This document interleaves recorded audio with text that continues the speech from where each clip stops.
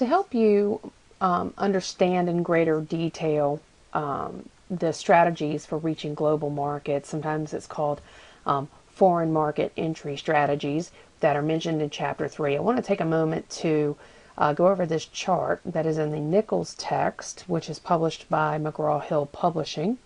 This is the text that's been adopted in this Business 100 course. I want you to take a minute to look at this chart, and we're going to go over it together so that I can show you how to use it in evaluating an entry strategy for your select company. Now, the first thing I want to draw to your attention is that when you look at the things that are on the left-hand side of the screen, okay, these areas, the licensing, exporting, and franchising strategies are considered to be those where the U.S. company, of course it could be any company from any country, but let's just say in this example it's a U.S. company trying to get access to a foreign market or a non-U.S. market. Those initial three options here, licensing, exporting, and franchising, they're associated with a limited amount of control, if any control at all, in the foreign market.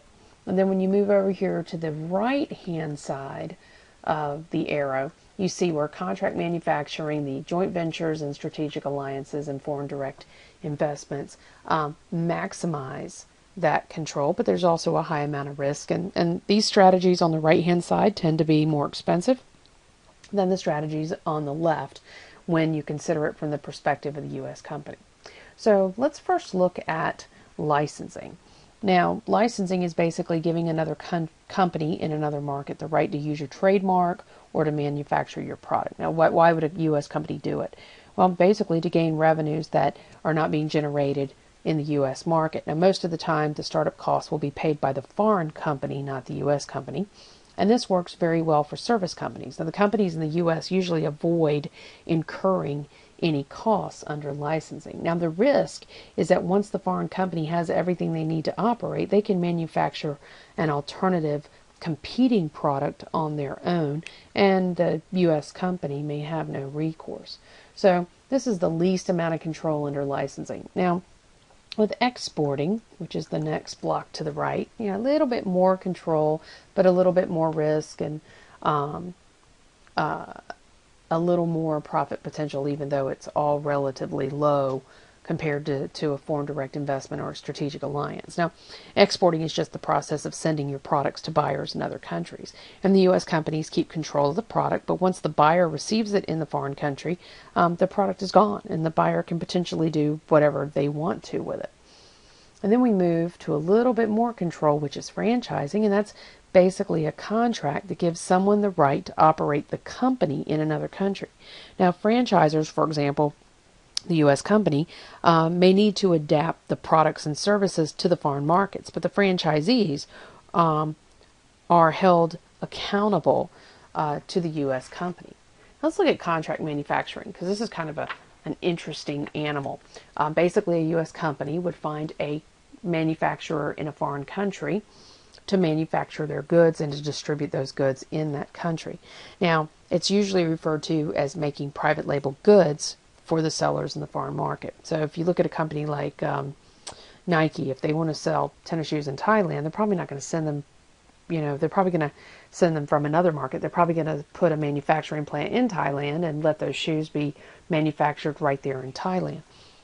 Now, the company, the U.S. company, of course, by using contract manufacturing as an entry mode, can experiment with different products in the foreign markets. Now, there's also low risk, and the manufacturer is located very close to the target market and where the customers are. And then when we move just a little bit further to the right to joint ventures and strategic alliances, this involves shared technology and risk and shared expertise and access to the markets that are normally closed to foreign competition. So this is a way to kind of get around that. Now, but there's also a risk that technology and knowledge can be stolen when you're in these joint ventures, because the two companies are joining together their competitive advantages, and they're joining together as a business unit, and they're going to share information. There's always a risk that that technology and that knowledge can be stolen. Now, in a strategic alliance, it's a very long-term proposition, but the actual entities remain separate, so there's less of a risk of a technology pilfering. And then the final thing we're going to look at is foreign direct investment. Now, this is at the very polar opposite of the scale, where the company has to make the highest level of commitment. They have the most control. They also assume the highest risk, but also the costs are very high, but the profit potential is high as well. So the foreign direct investments, they are permanent and they're expensive. And the company literally operates as a corporate citizen in a foreign country. And the laws of both countries have to be upheld. And the foreign direct investment gives the corporation complete control in the foreign market. So I'm hoping that going over this in a little bit more detail has helped you better understand how to read this chart, and that you'll be able to use it in completion of your assignments.